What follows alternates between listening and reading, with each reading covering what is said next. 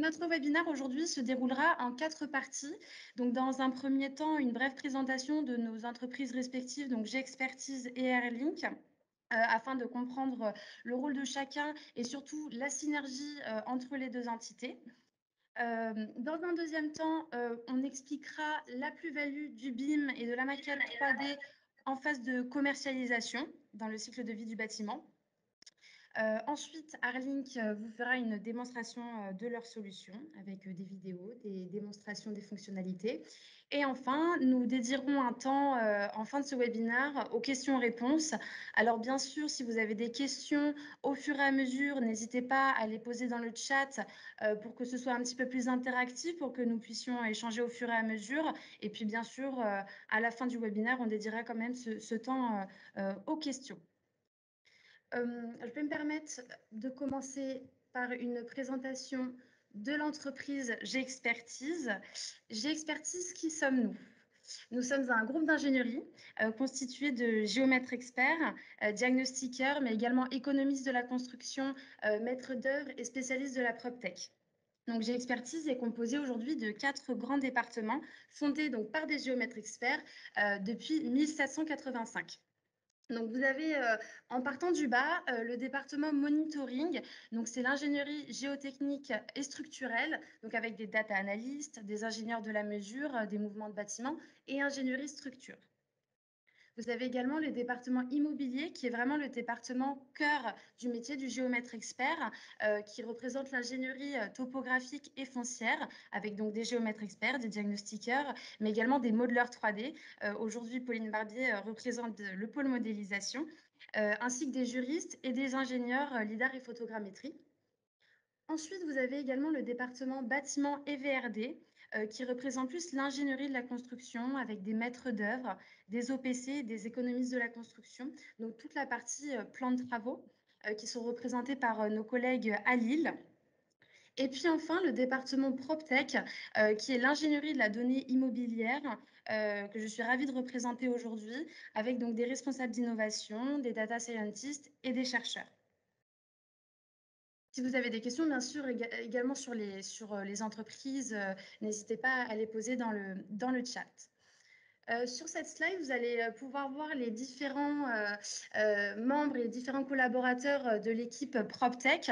Donc, l'équipe qui compose le département PropTech sont des profils pluridisciplinaires qui permettent finalement de rassembler un ensemble d'expertises variées. Et c'est indispensable aujourd'hui afin de répondre aux diverses situations auxquelles nos clients nous soumettent. Donc, vous pouvez voir sur la slide que nous avons les profils géomètres, géomètres experts, bien sûr, mais qui sont les cœurs de métier de notre entreprise, et puis des docteurs en intelligence artificielle, en robotique, donc pour tout ce qui est recherche et développement au sein du pôle innovation. Vous avez chez G-Expertise, nous avons l'opportunité d'intervenir sur l'ensemble du cycle de vie du bâtiment. Les valeurs de garantie et de mise à jour de la donnée sont des valeurs intrinsèques à nos fondateurs géomètres experts qui sont membres de l'ordre aujourd'hui. Donc, ils ont souhaité créer une offre dédiée pour la donnée immobilière des portefeuilles d'actifs de nos clients. Et c'est ce que je vais vous présenter sur la slide suivante.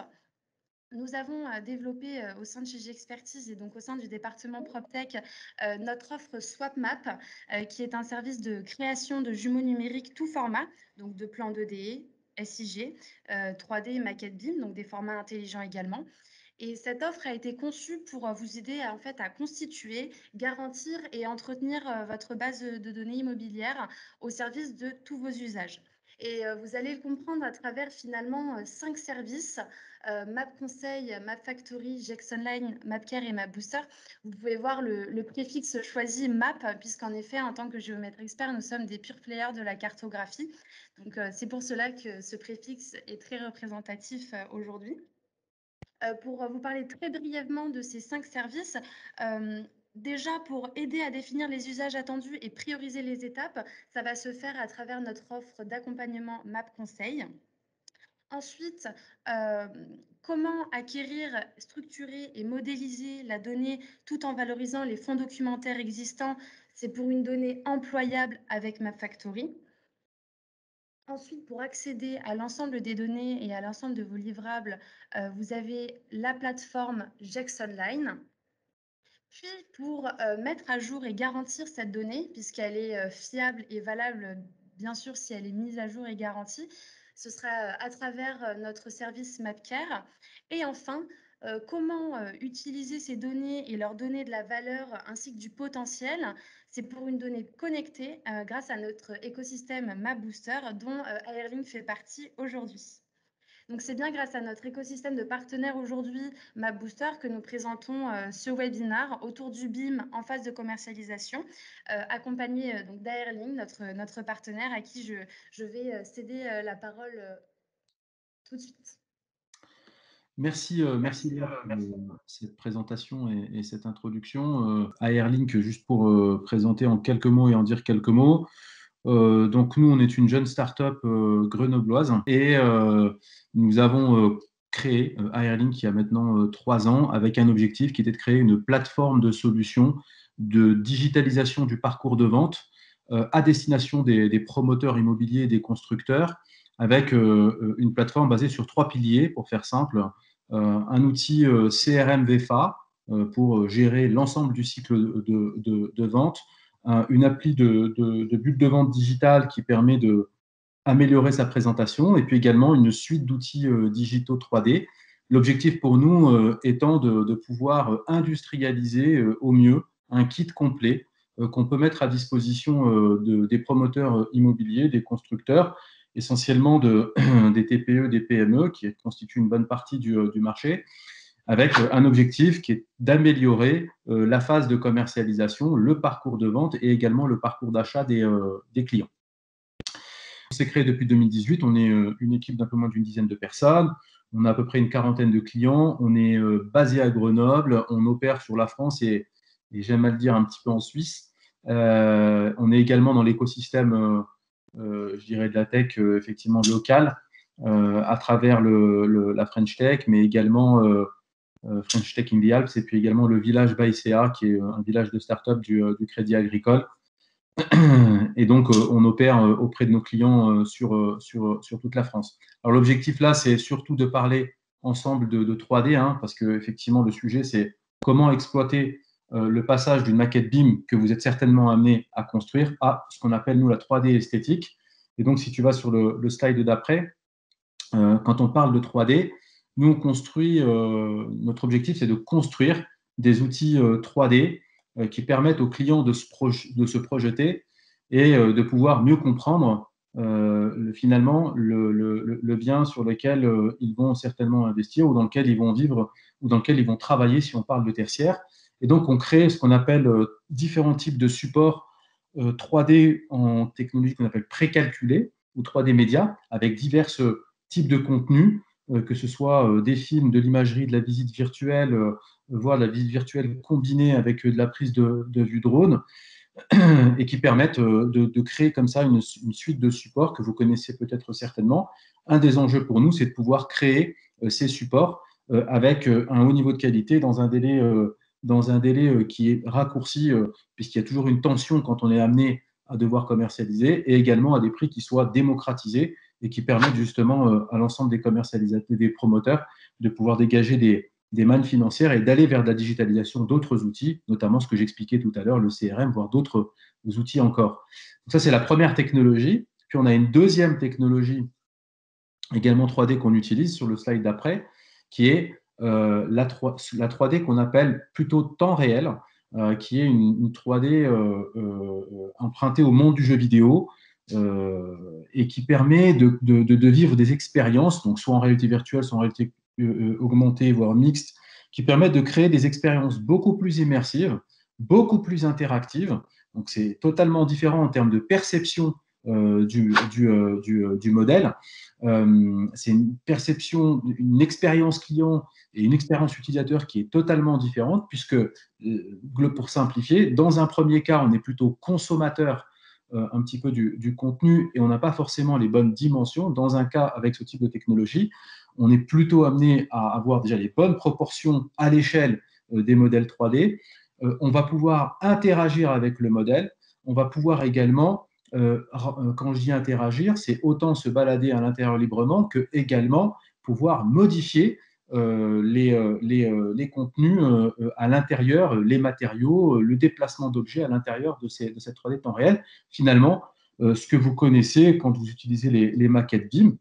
Et un des enjeux que nous, on a, et c'est un peu l'objectif un petit peu de ce soir de partager avec vous, c'est comment se passe ce processus de production quand on part de contenus, on va dire, bruts au départ, qui sont fournis par les architectes bureaux d'études, vers ce qu'on appelle une 3D esthétique, qui va permettre de pouvoir répondre à des besoins de clients qui, eux, ne se reconnaissent pas forcément dans un outil technique, notamment le BIM, mais qui ont besoin de voir le produit fini.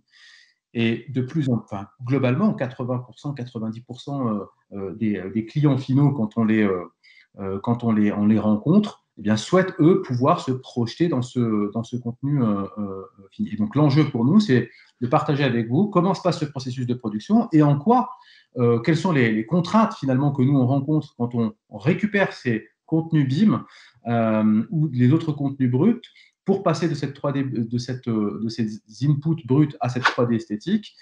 Et en quoi le BIM, contrairement au support 2D des WG, le BIM aujourd'hui, qui de plus en plus se met en place, est aussi un outil qui va nous permettre d'accélérer cette production avec quel potentiel, quels sont les enjeux qu'on a pour passer de cette maquette brute BIM à des enjeux, à des contenus 3D esthétiques. Et donc pour ça, je vais laisser la parole à Florent. Très bien, merci beaucoup Anis.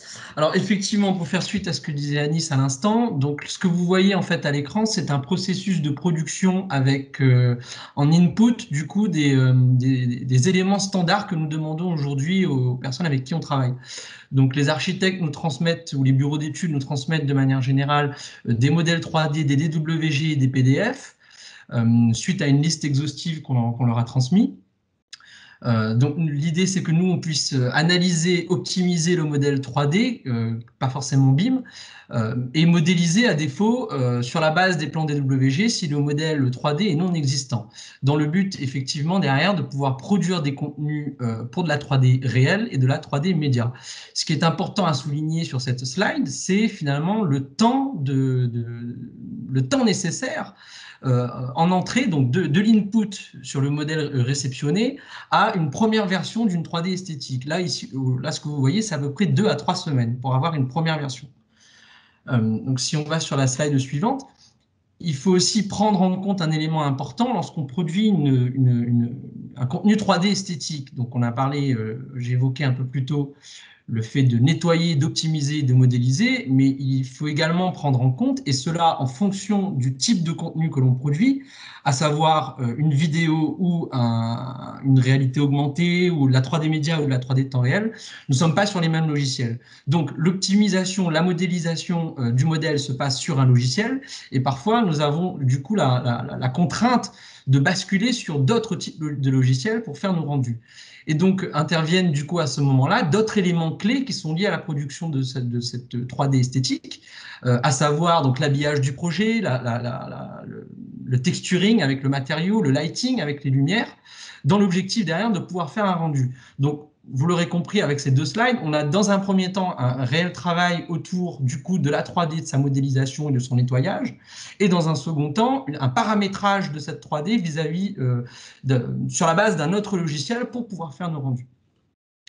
Donc si on va sur la slide suivante, voilà, ceci étant dit, aujourd'hui, donc le sujet qui nous intéresse, c'est effectivement de pouvoir passer d'un modèle BIM vers une 3D esthétique. Il est important déjà de s'intéresser du coup au BIM et au cycle de vie du bâtiment. Aujourd'hui, donc le modèle BIM, qui est en fait un jumeau numérique, du futur programme immobilier ou du futur bâtiment, intègre en fait en son cycle plusieurs acteurs. L'idée, c'est que nous puissions, nous, en tant que créateurs de contenu et d'outils digitaux 3D, s'inscrire de manière agile dans ce cycle. Donc aujourd'hui, sur les projets qui nous sont transmis par les personnes avec lesquelles on travaille, nous agissons à différentes phases d'un projet. en fonction des demandes spécifiques de tel ou tel client, on sera amené à faire des contenus, par exemple, pour des phases de PC, parfois pour des phases pro, parfois pour des phases pro DCE. Donc finalement, l'intérêt, c'est de pouvoir s'inscrire dans ce cycle, mais avec un maître mot, si je peux dire comme ça, c'est cette question d'agilité. On le sait hein, pertinemment, on nous donne en introduction des contenus qui en fait sont, au cours de la production d'un contenu 3D, sont amenés à évoluer. On a des modifications au niveau des plans, au niveau de la 3D. Donc finalement, ce sont des bascules que nous devons faire à chaque fois entre, dans un premier temps, le nettoyage, l'optimisation et la modélisation, et dans un second temps, le texturing et le lighting. Donc s'inscrire dans ce cycle de vie, c'est aussi s'inscrire dans une certaine agilité pour pouvoir produire des contenus de qualité. Et donc cela amène finalement à plusieurs enjeux vis-à-vis du coup de notre positionnement dans ce cycle de vie. Donc, comme évoqué plus tôt, aujourd'hui, c'est un process, ce process de production, en moyenne, il est à 2-3 semaines. Donc, l'objectif, c'est quand même de pouvoir réduire, en fait, in fine, les temps de production, qui sont quand même significatifs, dans l'objectif, du coup, de rentabiliser ces coûts de production, mais également en travaillant un modèle BIM de manière optimisée et de manière automatisée, on pourra aussi produire plusieurs types de contenus adaptés autant à la 3D média qu'à la 3D temps réel. Si on peut passer sur 2 slides suivantes, s'il te plaît. Voilà. Donc, ce que vous voyez ici, c'est une visualisation un peu du process, de ce que pourrait donner un process en intégrant du coup en input un modèle BIM. Alors, il y a ici en fait 2 enjeux qui sont visibles. Donc, le premier enjeu, c'est dans un premier temps d'adopter en tout cas les bonnes pratiques pour une optimisation d'un modèle BIM. Nous y reviendrons juste après. Et le deuxième enjeu, c'est un enjeu qui, cette fois-ci, est plus lié à la R&D. Donc, en input, on a un modèle BIM, et l'enjeu qui est lié à la R&D, du coup, se base sur 2 piliers. Ça serait que de ce modèle BIM, nous puissions mettre en place, en tout cas, des leviers d'optimisation de ce modèle BIM, afin de diminuer un certain nombre de tâches qui sont liées à ce nettoyage et qui, du coup, nécessitent quand même 7 à 10 jours de nettoyage sur le modèle. Enfin, le deuxième pilier lié à cet enjeu R&D, c'est de pouvoir du coup automatiquement générer, en tout cas de manière quasi automatique, autant de rendus que l'on souhaiterait, et ce sur tous les supports, à la fois la 3D média et la 3D temps réel. Voilà, donc nous, cette partie R&D, donc ce sont des sujets qu'on a beaucoup abordés en interne. On a fait beaucoup de démarches, en tout cas dans ce sens. Notamment sur la partie comment passer d'un plan 2D vers un modèle 3D. Donc c'est tout naturellement qu'on s'intéresse aujourd'hui à passer d'un modèle BIM 3D brut vers justement une optimisation de ce modèle pour pouvoir dans un second temps produire une 3D esthétique de manière optimisée, automatisée, en réduisant effectivement ce coût de nettoyage et de production. Juste pour effectivement compléter ce que dit Florent, c'est que effectivement, quel est l'enjeu, vous l'avez compris, c'est que quand en fait on récupère une maquette BIM, c'est pour ça que par exemple ce qu'a inscrit Léa en introduction, quand on dit le BIM en commercialisation, en fait c'est le BIM passage en 3D esthétique, puisque le BIM en phase de commercialisation, à l'état brut comme ça, je ne sais pas si parmi vous certains l'utilisent en phase de commercialisation, mais en tout cas, c'est pas forcément exploitable, c'est plutôt un sujet technique, et donc c'est comment je bascule sur cette 3D qui est présentable à différentes étapes de la commercialisation. Ça peut être sur une phase concours, ça peut être sur une phase plutôt marketing, ça peut être une utilisation lors d'une phase de commercialisation. C'est un sujet qu'on peut utiliser en phase de choix quand on est sur du résidentiel ou sur du tertiaire. Sauf que la contrainte auquel nous on fait face et auquel finalement nos donneurs d'ordre, quelque part, que sont les promoteurs, que sont les constructeurs, que sont les aménageurs d'intérieur, c'est en fait cette contrainte de temps qui fait que, et cette contrainte de temps, cette contrainte qui est également dans la création de ces contenus, de départ, hein, les données en entrée dont nous on a besoin, qui sont vivants parce qu'ils peuvent évoluer, eh bien en fait l'idée c'est de définir des bonnes pratiques dans un premier temps, bonnes pratiques qui vont permettre d'éviter un certain nombre d'écueils en termes de délai de livraison, en termes de qualité de livraison, en termes de coût également. Et le deuxième sujet, c'est un sujet de R&D, effectivement, qui a pour objectif de dire, eh bien, quand on crée des contenus 3D, si demain on est dans des délais de commercialisation et de livraison de plus en plus tendus, hein, ce qui est le cas aujourd'hui, ou si on a des besoins de devoir modifier des contenus sur le modèle 3D BIM de base et qu'on doit reproduire finalement un contenu 3D esthétique pour présenter à son client, eh bien, les délais sont de plus en plus tendus. Moi, je donne juste un cas très concret qu'on a eu encore tout à l'heure. Un partenaire qui travaille avec un promoteur, on devait modifier un certain nombre de contenus sur un délai d'une semaine et demie. C'est quasiment mission impossible dans les processus de production aujourd'hui. Et ça pose un certain nombre parfois de problèmes, puisque dans ces cas d'usage, il y en a plusieurs. Il y a les lancements commerciaux qui peuvent avoir lieu, il peut y avoir des scénarios de communication sur un projet, il peut y avoir également des phases de commercialisation très court terme sur des pitchs que vous pourriez potentiellement avoir. Il y a des délais éventuellement des constructions, des réhabilitations de bâtiments sur lesquels on souhaite projeter parfois ses propres utilisateurs, et tout ça inscrit dans un projet.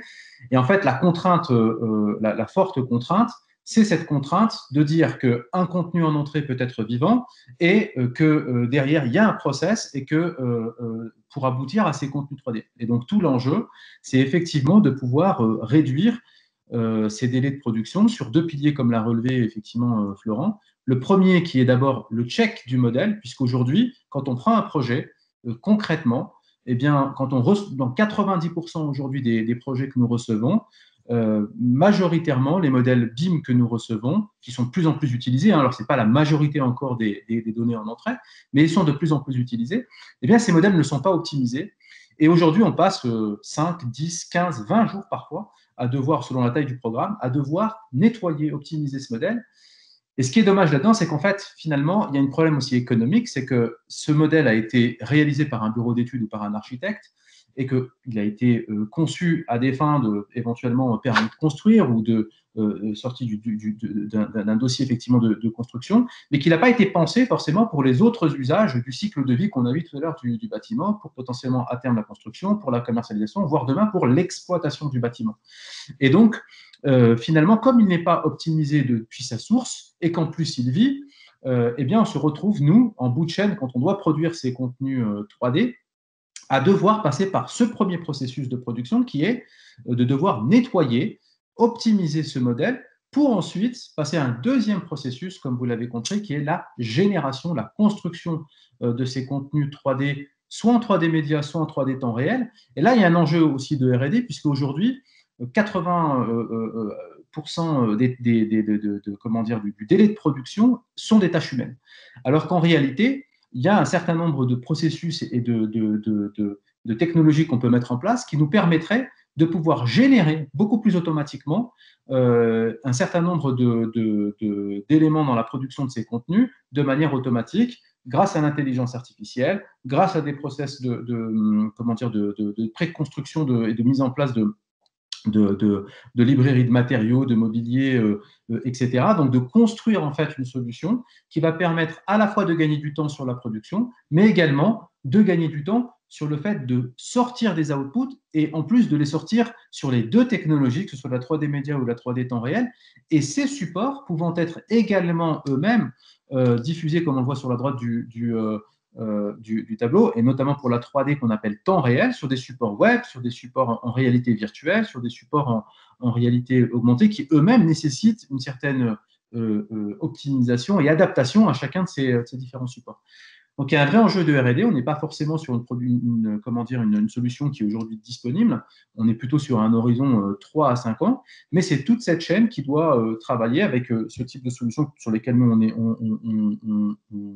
on avance et qui vont permettre de pouvoir créer ces différentes solutions et demain, donc, du coup, répondre à des usages qu'on évoquait tout à l'heure dans les contraintes de coût, de délai qu'on a abordées.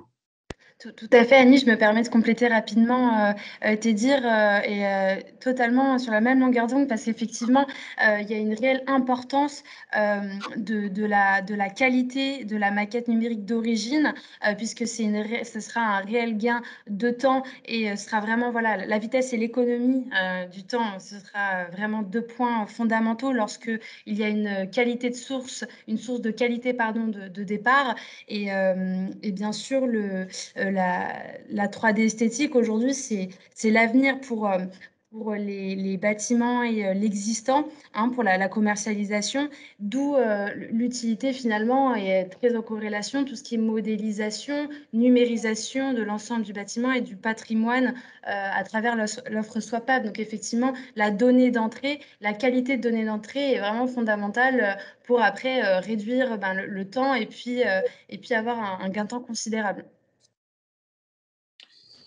Exactement. Donc, du coup, si on va sur la slide suivante, vous allez voir du coup les bonnes pratiques à adopter dès le départ pour pouvoir du coup optimiser le modèle afin que nous puissions l'exploiter dans un premier temps et gagner en qualité sur les modèles BIM que nous recevons en bout de chaîne finalement. Donc aujourd'hui, sur les bonnes pratiques à adopter pour un modèle BIM optimisé, donc, dans un premier temps, c'est de pouvoir déjà créer une séparation au niveau des matériaux, au niveau des calques. Donc, il arrive que sur les modèles 3D BIM que nous recevons, on veut appliquer une certaine texture à un certain objet et qu'en fait, cette texture s'applique à un autre objet qui du coup n'est pas du tout concerné par cette texture, mais du coup cela est une conséquence d'une mauvaise séparation du matériau. Donc, je dirais que la première bonne pratique, c'est celle-ci sur ce référencement de calques et des différents éléments.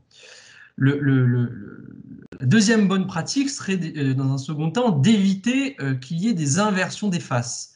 Donc, il arrive que sur un modèle 3D BIM modélisé, quand nous, on le récupère au niveau d'un export, si déjà dans le fichier source, la surface est inversée, au moment de l'export, on aura des soucis de visualisation sur le modèle qu'on réceptionnera. Donc là, c'est ce que vous voyez en fait sur l'image du centre. On se retrouve à avoir une télécabine en fait où certaines faces sont inversées. Et donc au moment de l'export, on récupère en fait un modèle qui n'est finalement pas abouti. Il est impossible pour nous de le reconstruire. Donc on va devoir trouver d'autres manières de le faire en demandant des plans. Et donc du coup, in fine, on rajoute du coup un temps d'optimisation et de modélisation sur le process général. Enfin, dernière bonne pratique pour un modèle BIM optimisé, c'est d'éviter, en tout cas s'assurer qu'il n'y ait pas de superposition au niveau des surfaces. On le sait, au moment de la construction d'un modèle BIM, voilà, c'est quelque chose d'agile, on vient, on revient, on déstructure, on restructure, mais il arrive du coup que nous, en bout de chaîne, on récupère du coup des modèles 3D pour lesquels on a des surfaces qui se superposent. Et le problème, c'est qu'on a du coup un temps de nettoyage, d'analyse du modèle pour éviter que justement deux surfaces se superposent. Pardon. Pourquoi je vous dis ça? Parce que quand on est sur par exemple un contenu vidéo, le moteur de rendu en fait va pas faire la différence entre ne va pas savoir quelle surface calculer. Et donc du coup, on a un effet de flickering. Toutes les secondes, il calcule la texture d'une des deux surfaces. Et du coup, il alterne. Et donc, toutes ces petites choses font qu'au final, le rendu définitif du modèle comporte des défauts. Donc, si dès le départ, ces trois bonnes pratiques sont adoptées, on se retrouverait du coup, nous, en fin de chaîne, à avoir un modèle 3D BIM qui est déjà optimisé et dans un premier cas, exploitable, je dirais, ce qui va nous amener dans un second temps, en tout cas. Je crois que c'était une question de Sydney quelque part. Y a-t-il un moyen de gérer différemment le cahier des charges BIM avec la maîtrise d'œuvre afin d'intégrer vos besoins? Exactement. Bah, quelque part, voilà, vous avez quelques bonnes pratiques, on va dire, si on devait les synthétiser. Alors parfois, on est pris par le temps, etc. Mais c'est vrai que si on intégrait déjà quelques bonnes pratiques de cette nature, déjà, eh bien, on passerait beaucoup moins de temps. Alors, il y en a certainement d'autres, hein. Mais globalement, on va dire que c'est les trois principales écueils qu'on rencontre nous au quotidien et qui, en fait, effectivement, si déjà à la base, on était amené à passer comment dire, à pouvoir mettre en œuvre ces bonnes pratiques, ça pourrait éviter effectivement de rallonger les délais de production et cette complexité qu'on évoquait auparavant. Merci Florent. Je crois que sur cette partie d'explication un peu du process et un petit peu des contraintes et puis des enjeux qu'on a, voilà, on dresse un portrait un peu général, hein. Ici, l'idée, c'est maintenant de juste parler de quelques cas d'usage qu'on a eu justement. Donc là, typiquement, on pourra passer le film derrière, mais juste, on devait. Alors là, c'est un cas d'usage très concret qu'on a vécu avec le CEA, où en fait on devait produire un film pour une inauguration du bâtiment. Et il se trouve qu'on a démarré les travaux juste avant l'été avec le bureau d'études, hein, qui faisait une maquette BIM. Et il se trouvait que finalement le bureau d'études a dû finir très tardivement cette maquette BIM. Je crois qu'il l'a fini à la sortie de l'été, à peu près aux environs du mois d'août. Et nous, on devait produire un film pour une inauguration le 25 septembre, il me semble. Donc on avait quasi 3 semaines pour produire un film, avec en plus des plans de découpe, etc. Donc c'est en général, pour produire ce type de film, il nous faudra à peu près 6 semaines. Peut-être que tu peux le passer en même temps, Léa, juste pendant que j'évoque le sujet. Et donc, du coup, la difficulté qu'on avait, la difficulté qu'on a eu, ça a été de devoir, comment dire, déjà accompagner le bureau d'études sur la manière de nettoyer le modèle, bon, ce qu'on a évoqué tout à l'heure en termes de bonnes pratiques. Donc, on a dû œuvrer à ses côtés pour rattraper un petit peu le retard. Et également, eh bien, en fait, on a eu un délai très, très tendu, très, très court. On n'a eu que 3 semaines et demie, alors qu'en fait, en général, pour produire un film de cette nature, il nous faut environ à peu près 6 semaines de production, comptant les allers-retours, etc. Donc là, c'est un extrait. Avec toute la scénarisation qui va avec, etc. Donc là, on voit que, en fait, un des risques, c'est que si demain, effectivement, on a une deadline qui est posée et que le modèle BIM n'est pas prêt et que c'est notre base de travail au départ, un des risques, c'est de ne pas tenir finalement à la deadline en termes comment dire, de livraison. Et également un deuxième sujet qui est la qualité finalement aussi de ce qu'on peut livrer, puisque pour pouvoir faire parfois du détail sur ce type de rendu, ben, il faut un peu de temps. Et donc, du coup, le fait de se couper de cette contrainte peut générer des crispations de cette nature. Un deuxième cas d'usage, également sur le slide d'après. Ouais, je me permets juste de lire le commentaire de Pauline pour ceux qui n'auraient pas la conversation sous les yeux, mais effectivement, les exigences dans un cahier des charges BIM permettent souvent d'anticiper les problématiques futures et notamment le bon respect du mode constructif de la maquette, de la réalisation de la maquette. Et je me permets juste avant de passer à la deuxième démonstration, c'est un petit peu plus interactif. Nous avons Philippe Lemay qui a fait un commentaire. Bonjour, je monte des projets immobiliers et je commercialise des programmes neufs et cette présentation passionnante me paraît trop technique. Je ne suis peut-être pas dans la cible de cette présentation. Alors, moi, par rapport à ça, alors, je me permets auprès de Philippe, en fait, vous avez raison, en fait, c'est pour ça que l'on va montrer quelques cas d'usage complémentaires sur des résultats finaux des expériences, hein, et on pourra, Philippe, on pourra reprendre contact éventuellement pour vous présenter un peu les différents contenus qu'on réalise. En fait, pourquoi c'est intéressant pour vous? Parce que c'est juste intéressant quand vous montez des projets immobiliers que vous souhaitez commercialiser. Souvent, ce qu'on constate avec nos clients promoteurs, c'est qu'il y a cette notion, alors c'est toujours un peu tendu cette période de commercialisation, parce qu'il faut les données en entrée, on a besoin d'une certaine liste de contenus, et ensuite il y a effectivement l'output qu'on doit produire. Donc là, on est sur un sujet du BIM à la 3D esthétique, mais de manière très générale.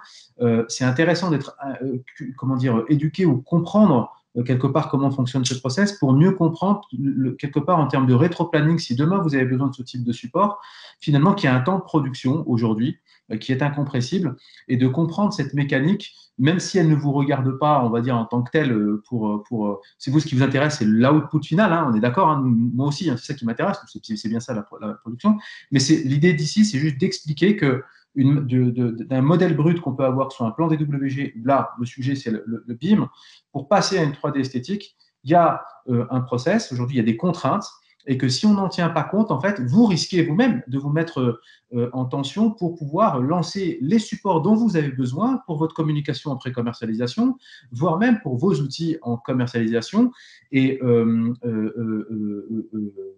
ou autrement, même sur des phases concours, on accompagnait des promoteurs sur des phases concours amont, qui avaient besoin de projeter finalement sur des dates très figées, et pour se différencier, ont monté des films d'animation qui permettaient d'exprimer en 2 minutes finalement le contenu de leur programme, de leur idée. Et en fait, c'est nécessaire de comprendre ça pour comprendre qu'il y a un rétro-planning à respecter, qu'il y a des contraintes, qu'aujourd'hui on travaille sur l'amélioration de ces contraintes et que finalement, c'est intéressant de l'avoir à l'esprit et que si vous utilisez une maquette BIM, si votre bureau d'études ou architecte utilise cette maquette BIM, c'est bien de l'avoir à l'esprit pour le sensibiliser aussi en amont, dès le départ, parce que nous, parfois, quand on les rencontre, c'est déjà un peu trop tard pour nous.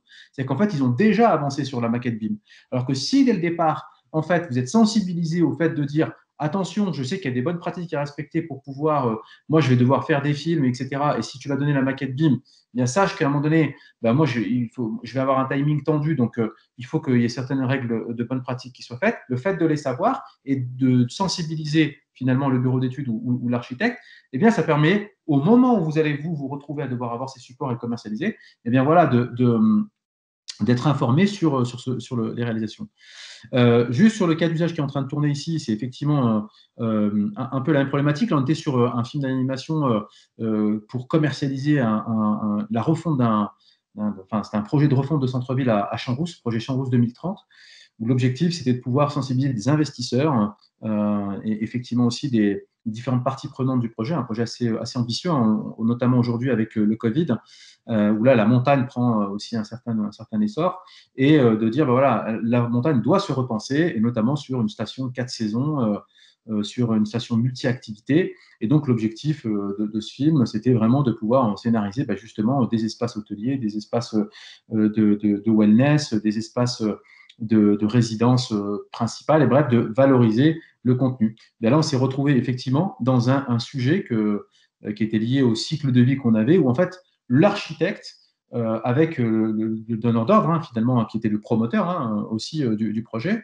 et bien, en fait, faisait évoluer la maquette au fil de l'eau, puisqu'en fait, nous, on récupérait au fil de l'eau une maquette BIM qui évoluait et sur laquelle on devait jouer tout le processus. Et on s'est retrouvé confronté à toutes les difficultés qu'on expliquait tout à l'heure, c'est qu'eux, ils devaient sortir très vite, en fait, un contenu qui devait présenter à des élus, à des investisseurs, etc.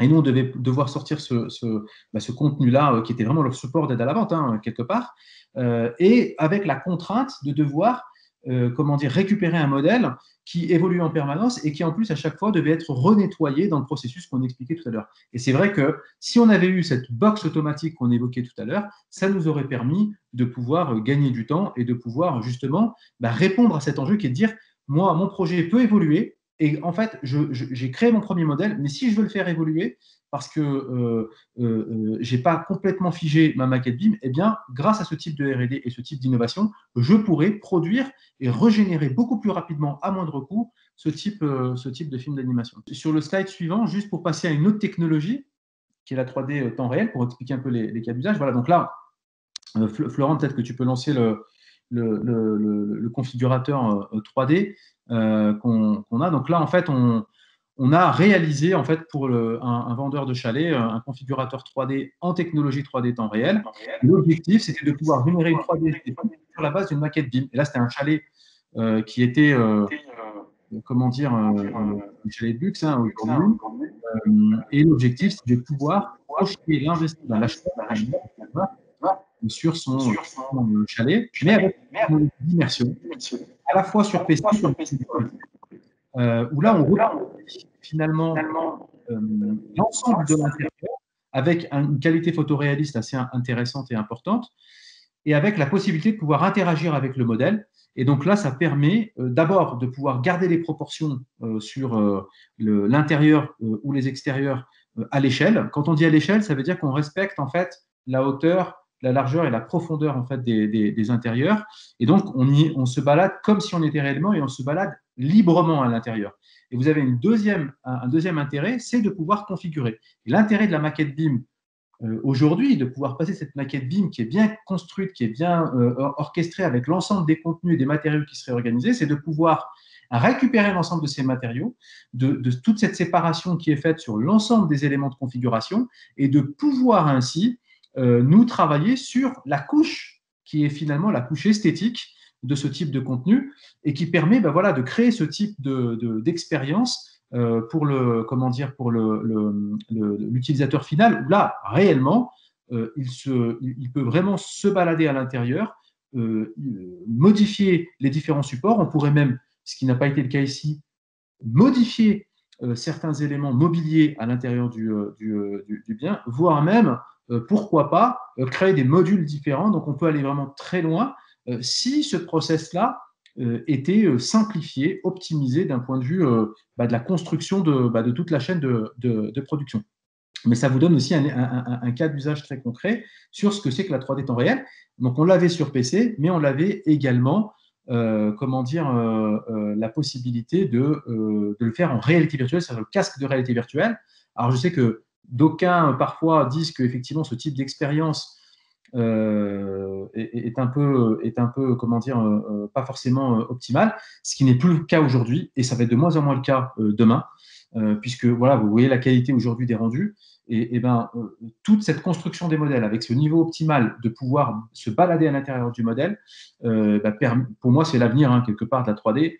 C'est ce type d'expérience-là, parce que tous autant qu'on est, alors ceux qui sont très experts arrivent à se projeter, mais quand vous voyez vos clients, là aujourd'hui, là on arrive vraiment avec des niveaux de rendu, et c'est ça l'objectif, c'est de dire comment je fais pour partir d'un modèle brut à une qualité de rendu de cette nature, et avec la possibilité d'interagir avec le modèle, de me balader à l'intérieur. Il y a une question qui est est-ce que je peux modifier effectivement que les revêtements? Oui, on peut modifier plus que les revêtements. On pourrait modifier les accessoires, on pourrait aller très loin en fait, finalement. La problématique qu'on a aujourd'hui, c'est une problématique parfois de délai, parfois de coût, même si les coûts ont largement diminué, ça reste largement accessible, mais on a cette contrainte-là, on a la contrainte de pouvoir produire ce niveau de qualité, je dis bien, sur différents supports. Donc là, on est sur du PC, mais ça peut être sur une borne, ça peut être sur une tablette, ça peut être sur du web, parce qu'un des sujets, c'est le web.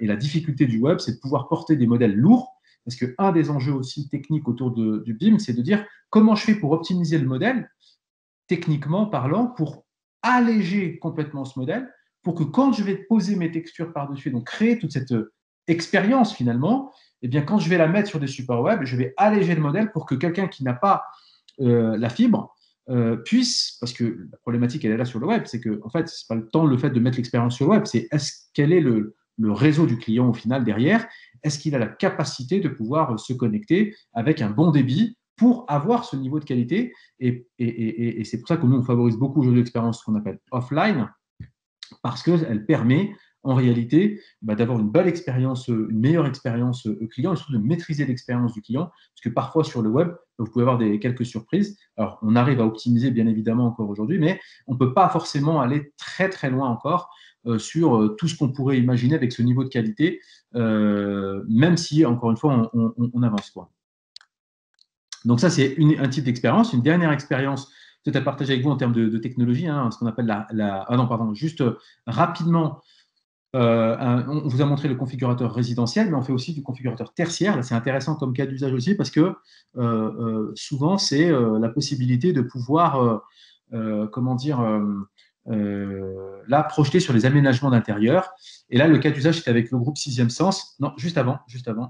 Voilà, donc sur le groupe Sixième Sens, mais je crois qu'il y a Florent qui va lancer le configurateur. Donc là, c'est sur du bureau. Le cas d'usage, c'était quoi? Pareil, maquette BIM, etc. Il fallait faire tout le processus. Et là, l'intérêt, c'était de pouvoir en fait aider le groupe La Poste à se projeter sur l'intérieur de ses bureaux. Donc là, on a pris un plateau d'à peu près 700 mètres carrés. Et la difficulté pour eux, c'était, et notamment c'est arrivé au moment du Covid, de pouvoir en fait se rendre compte des espaces et du rendu final, parce que eux, techniquement, voilà, c'est pas ça le sujet. Et en plus, ils avaient différentes parties prenantes, des représentants du personnel au sein de l'entreprise. Ils étaient aux quatre coins de la France, et il fallait partager le modèle. Et donc là, en fait, le groupe, du coup,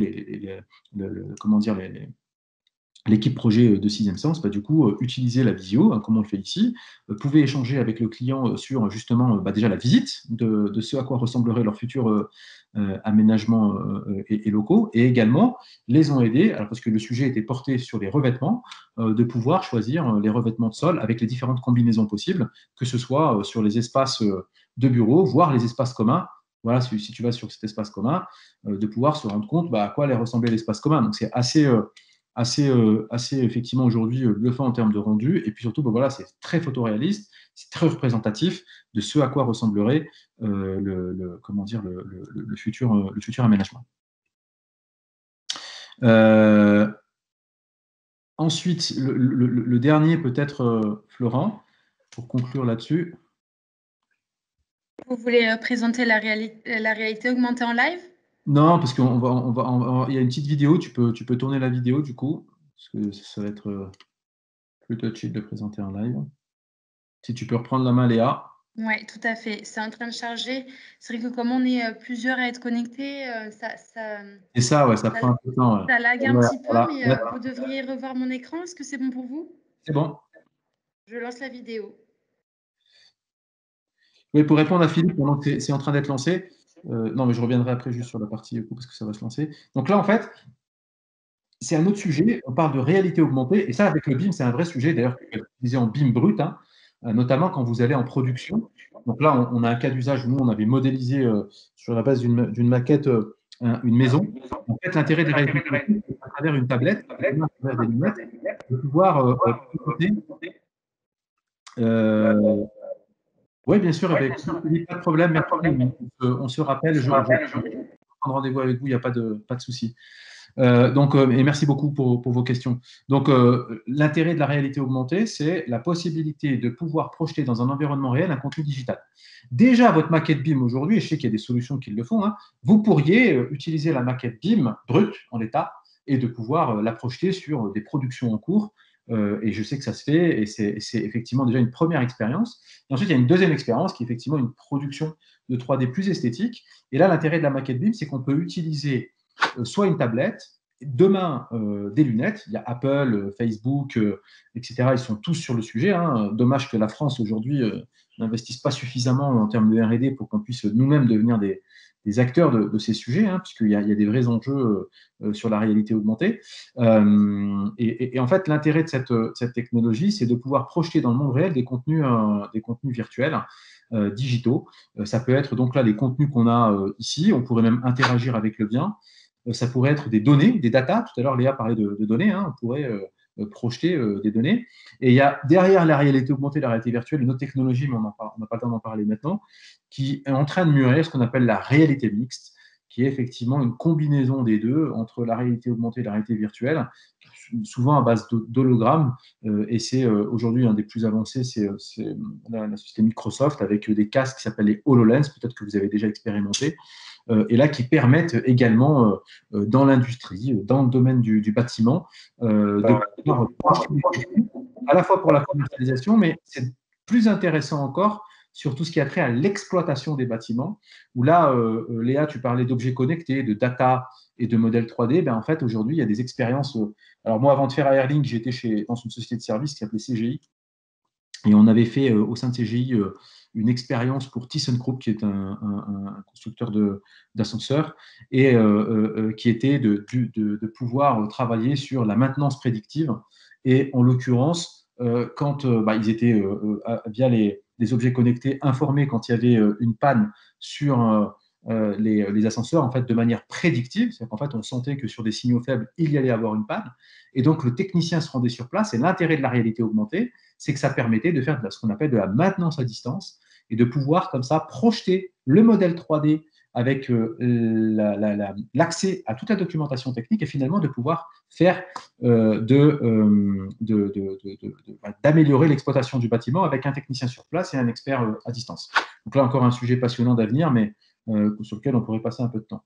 Voilà, donc juste pour conclure peut-être sur ces sujets-là, vous l'avez compris, hein, peut-être sur les clés de la réussite. D'abord, c'est que ça suppose qu'effectivement le BIM, pour nous, par rapport aux autres contenus, c'est un vrai sujet parce que ça nous permet de gagner du temps. Le fait d'avoir un modèle 3D déjà prêt, on gagne une quinzaine de jours sur la production et ce n'est pas négligeable avec toutes les contraintes qu'on a évoquées tout à l'heure. Et donc, effectivement, les architectes, les bureaux d'études, déjà de manière très générale, s'y mettent de plus en plus et donc doivent effectivement l'adopter, mais notamment en ce qui nous concerne, en tout cas sur notre étape à nous, qui est la commercialisation, avec l'application de bonnes pratiques. Et un des deuxièmes sujets, c'est effectivement la possibilité d'industrialiser encore plus technologiquement de notre côté, hein, avec tous les acteurs aussi qui sont dans la chaîne de valeur, technologiquement d'industrialiser cette production, d'abord de mieux fournir les données en entrée et deuxième point, de pouvoir accélérer comment dire, la possibilité de pouvoir produire plus rapidement et plus qualitativement. Voilà, je pense qu'on a terminé de notre côté. Effectivement, Anis, pour compléter tes propos, c'est vrai que cette 3D esthétique est fondamentale pour le neuf aujourd'hui et nos équipes chez Gexpertise en charge de la synthèse permettent de penser ces maquettes qui sont adaptées à ces usages de 3D esthétique et ça permet donc de mettre en valeur ces immeubles existants déjà ou bien qui sortiront de terre bientôt. Donc, cela convient de modéliser tout ce patrimoine, ces actifs déjà existants ou non, depuis des fonds documentaires, par exemple. Donc, l'offre SwapMap et puis les équipes d'expertise sont à disposition pour ce genre de prestations afin d'avoir de beaux résultats et de la 3D esthétique vraiment qui est importante pour l'aide à la commercialisation aujourd'hui et se projeter dans des biens, totalement. Anis, est-ce que tu voulais ajouter quelque chose? Non, pour nous, s'il y a des questions, je sais qu'on arrive au terme de l'heure. Exactement, oui, c'est ça. Il est 18h pour respecter le timing et n'hésitez pas si vous avez d'autres questions. En tout cas, avant de passer aux dernières petites questions, j'espère que ce webinaire vous a convaincu sur la performance de ces intrinsèques ou du plan et des maquettes pour valoriser vos actifs, que ce soit pour du neuf ou de l'existant. Ici, à travers donc, la maquette 3D BIM qui sera adaptée à ces besoins d'aide à la commercialisation. Donc, n'hésitez pas si vous avez quelques questions. Oui, Léa, pour compléter ce que tu dis, effectivement, hein, attention qu'on se comprenne bien, tu as tout à fait raison, c'est qu'à la fois on travaille pour le neuf, mais on travaille aussi pour tout ce qui est rénovation, réhabilitation. Tout à fait. Effectivement, peuvent être mis en œuvre. Voilà, après, parfois, il faut démarrer petit à petit, mais voilà, vous voyez un peu la tendance, on va dire, d'avenir sur ces différents, tout cet écosystème, finalement, de maquette BIM vers la 3D esthétique. C'est super. En tout cas, je n'ai pas vu d'autres questions dans le fil du discussion. Du coup, je vous remercie à tous d'avoir participé à ce webinaire. Bien sûr, si vous avez des questions, que ce soit sur le BIM, sur les outils digitaux Airlink ou bien même sur l'offre SwapMap, sur la numérisation, la modélisation hein, de vos actifs, n'hésitez pas à nous contacter. Je vais vous mettre dans le fil de discussion les différentes adresses mail, celle d'Anis et la mienne également pour que vous puissiez nous contacter. Une dernière petite question de Sydney Amiel. Pour la rénovation, savez-vous exploiter un nuage de points issu de scan 3D? Ouais, il faut que je vois avec. Alors, on nous a déjà posé la question. C'est vrai qu'on n'est pas encore allé vers ce type de sujet, mais effectivement, c'est un sujet qu'on pourrait faire. Oui, on pourrait répondre. Alors moi, je peux répondre si ça vous dérange pas. Oui. Du coup, c'est tout l'intérêt du partenariat entre l'expertise et Anis et Artling, pardon, c'est que justement, en tant que géomètre et constructeur de maquettes en rénovation, en réhabilitation, bien évidemment, le nuage de points, ça nous parle puisqu'on en capte tous les jours et on le retranscrit en modèle 3D. Donc oui, bien sûr, nous-mêmes, nous exploitons ce nuage, nous le retranscrivons en maquette et s'il faut que ça passe par une 3D esthétique, on saura tout à fait mettre en le bon cahier des charges pour que ça se passe très facilement côté Airlink. Effectivement, très bien. Merci pour ce complément d'information, Pauline. Effectivement, c'est tout là la synergie technique entre Airlink et Gexpertise. Le webinaire touche à sa fin. Voilà, je vous remercie et je vous souhaite une bonne fin de journée à tous.